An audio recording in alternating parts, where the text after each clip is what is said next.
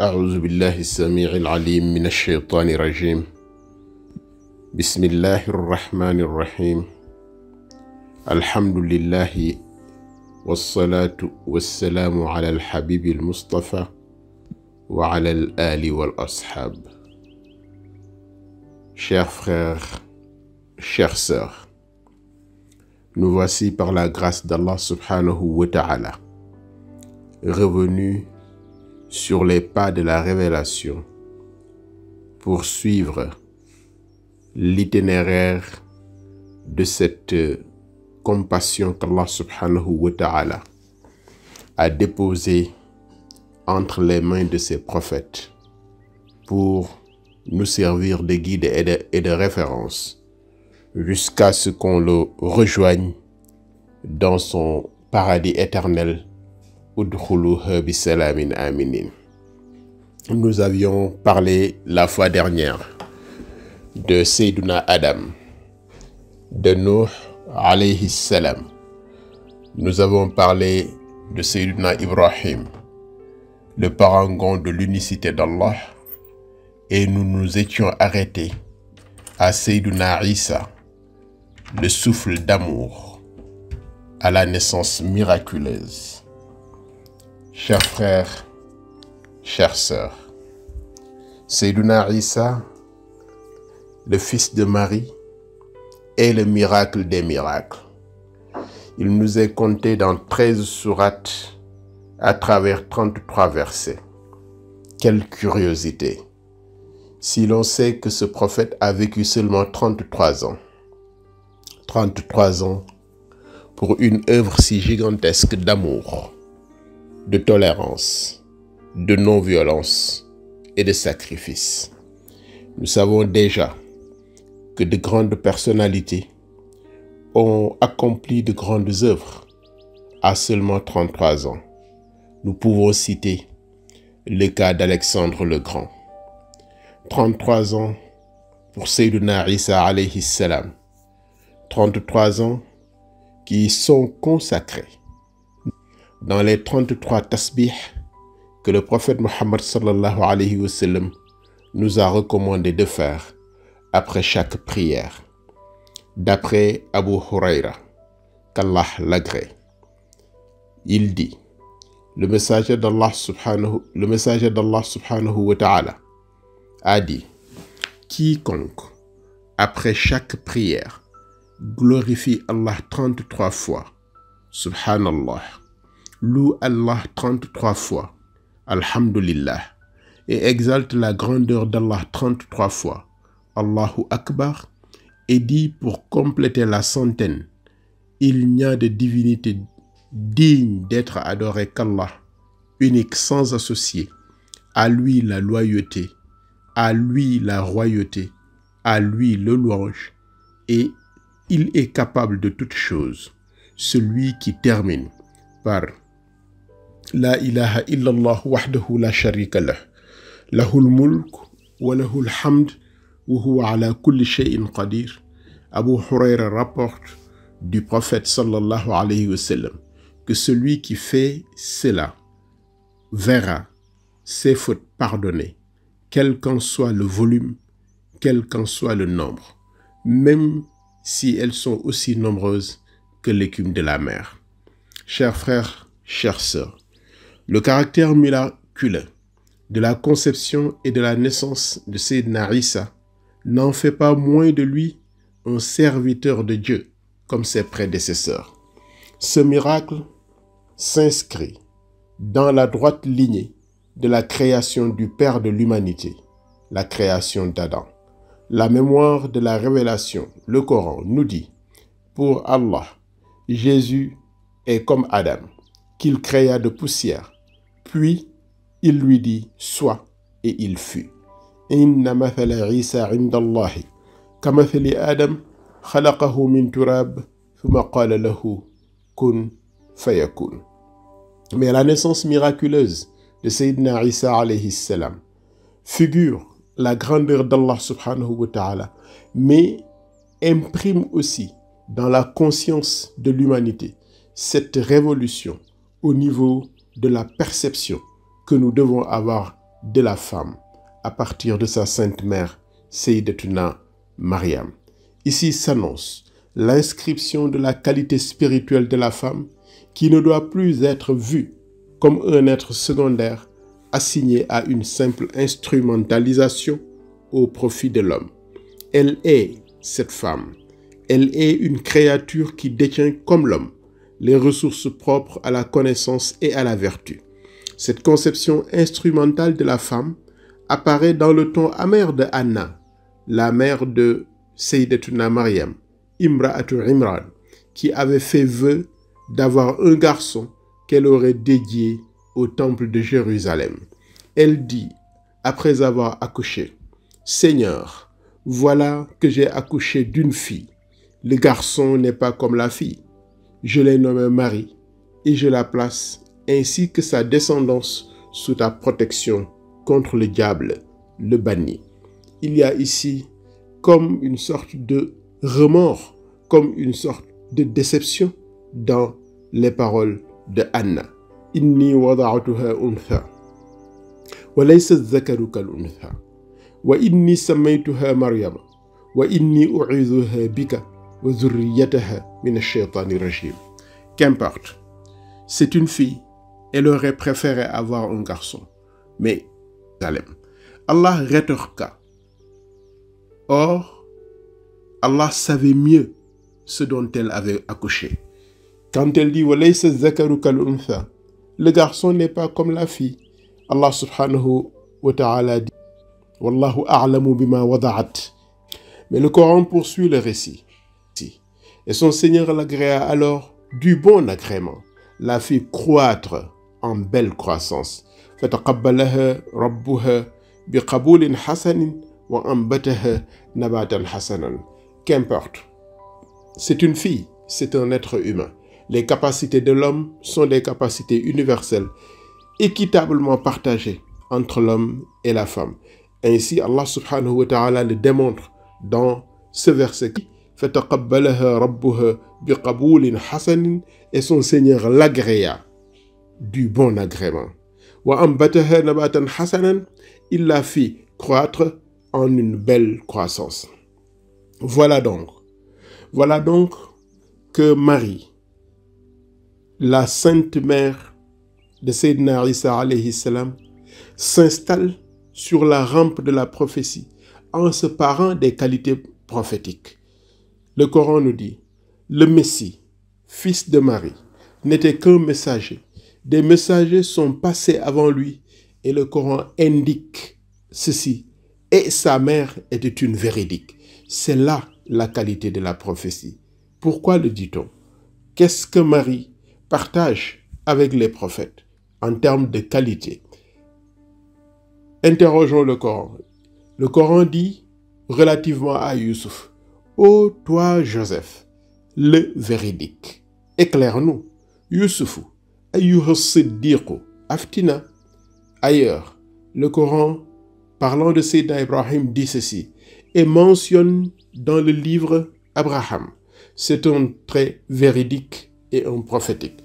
« Wazkur fil kitabi Ibrahim, innahu kana siddiqan nabiyyan. » Ailleurs, parlant d'Idriss, le Coran dit et mentionne Idriss dans le livre. C'est un véridique et un prophète. « Wazkur fil kitabi Idrissa, innahu kana siddiqan nabiyyan. » C'est cette qualité de siddiq, cette qualité de juste, cette qualité de véridique que Sayyidatuna Maryam partage avec ses prophètes. Chers frères, chères sœurs, le rang de siddiq est un rang élevé à l'échelle de la sainteté. Ce rang vient immédiatement après celui de la nubuwa, après celui de la prophétie, avant même les martyrs, ash-shuhada.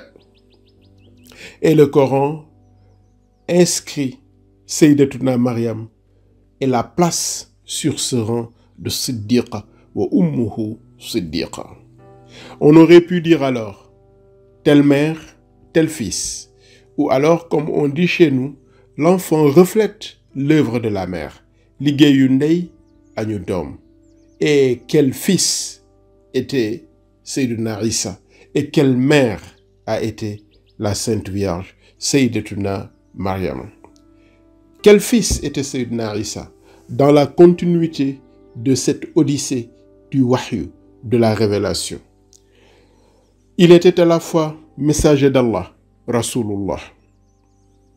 Sa parole, kalimatuhu, son souffle de vie, ruhun minhu, et il n'en demeure pas moins être son serviteur comme tout le monde, même s'il est prophète, même s'il est né miraculeusement. Allah subhanahu wa ta'ala nous raconte la naissance de Sayyidina Isa, qui dit lui-même, alors qu'il était sur le berceau, il dit « Je suis vraiment le serviteur d'Allah, il m'a donné le livre et m'a désigné prophète. » قال إني عبد الله آتاني الكتاب وجعلني نبيا. Tel était Isa, prophète transmetteur, prophète annonciateur de miséricorde, serviteur de l'unique qui n'a ni fils ni parent, lam yalid wa lam yulad. Sayyidina Isa annonciateur, il l'était. Annonciateur de ce qui va figurer le cadre de notre rencontre avec Allah dans l'adoration spirituelle, wa awsani bis-salah, et dans l'adoration sociale, wa zakat. Et ceci, le long de la vie, ma dumtu hayya. Il confirme le tawhid de Sayyidina Ibrahim.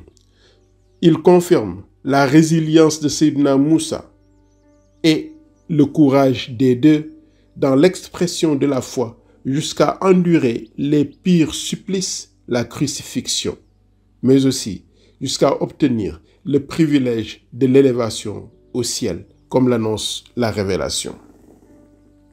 Sayyidina Isa est un confirmateur et un annonciateur. Il confirme et annonce. Il confirme le tawhid de la divinité, l'égalité devant la condition d'esclave de Dieu et l'unique voie qui mène à son agrément. Certes, Allah est mon Seigneur, tout comme votre Seigneur. Adorez-le donc, voilà un droit chemin.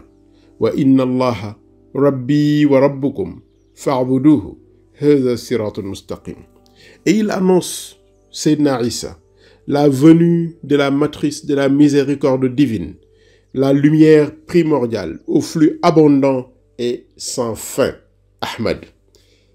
Le Coran dit, et quand Jésus, fils de Marie, dit, ô enfants d'Israël, je suis vraiment le messager d'Allah, envoyé à vous, confirmateur de ce qui, dans la Torah, est antérieur à moi et annonciateur d'un messager à venir après moi, dont le nom sera Ahmad. وإذ قال عيسى بن مريم يا بني إسرائيل إني رسول الله إليكم مصدقا لما بين يدي من التوراة ومبشرا برسول يأتي من بعد اسمه Ahmad. C'est cette source de la miséricorde divine, Aynur Rahmati Rabbaniye, transmetteur fidèle du message, qui a reçu dans la grotte de Hira ce rappel à la connaissance, Iqra, une connaissance globale, mais une connaissance qui invite à la reconnaissance du Créateur, Bismi Rabbik, une connaissance qui invite à l'humilité par la prosternation, Wasjud. Iqra, la révélation reprend en synthèse tout ce qui était transmis aux autres prophètes par une invitation à la lecture, à la connaissance, à l'apprentissage. Iqra, mais au nom de ton Seigneur, de qui tu te rapprocheras par l'humilité en te prosternant, wasjud waqtarib. C'est à quoi nous invite la révélation. Et nous est venu, après Isa, le messager d'Allah, archétype et miséricorde universelle. Le Coran nous dit, en effet, vous avez dans le messager d'Allah un excellent modèle à suivre pour quiconque espère en Allah et au jour dernier et invoque Allah fréquemment. لقد كان لكم في رسول الله أسوة حسنة لمن كان يرجو الله واليوم الآخر وذكر الله كثيرا. Parce que la révélation est une ressource de miséricorde. Le messager d'Allah qui clôt la révélation angélique pour ouvrir la révélation par l'intellection est qualifié de Rahmatan lil Alamin. Il nous apporte le livre, nous transmet cette révélation prescrite sur ces pages et nous invite à faire preuve d'humanité. Lire, réfléchir, comprendre et partager le positif par la transmission al-balagh et par les meilleures pratiques, comme nous y indiquent ces versets qui nous montrent que les meilleurs, ce sont ceux qui prêtent l'oreille à la parole, puis suivent ce qu'elle contient de meilleur. Ce sont ceux-là qu'Allah a guidés et ce sont eux les doués d'intelligence. Chers frères, chères sœurs, j'ai voulu entreprendre avec toi ce rapide survol de l'Odyssée de la révélation pour qu'ensemble, on soit imprégné de son âme, animé par son souffle et toujours orienté vers ses perspectives, la vraie vie, être fidèle au message de l'unicité et rester facteur de miséricorde pour nos semblables. Fasse Allah Azza wa Jal que nous comptions parmi ceux qui prêtent l'oreille à la parole, puis suivent ce qu'elle contient de meilleur.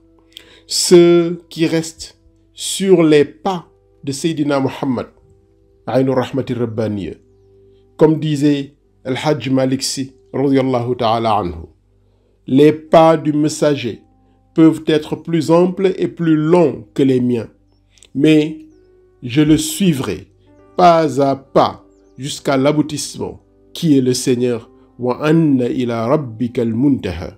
Sur ce, je t'invite, chers frères, chères sœurs, à suivre dans le Mus'haf, le tafsir, dans les limites de ce que j'en comprends, et qu'Allah subhanahu wa ta'ala élève nos œuvres au rang de celles qu'il aura agréées. Wallahu waliyut tawfiq. Wa sallallahu wa sallam ala al-habib al-Mustafa. Wassalamu alaikum wa rahmatullahi wa barakatuhu.